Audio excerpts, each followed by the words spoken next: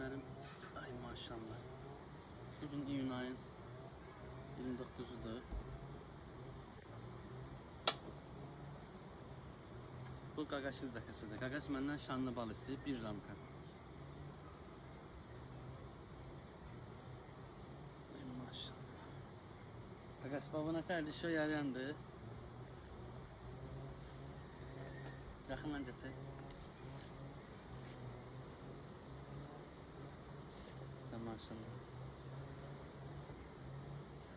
Söndürün, hələ söndürün. Maşallah. Bir dənə belə də ramka var.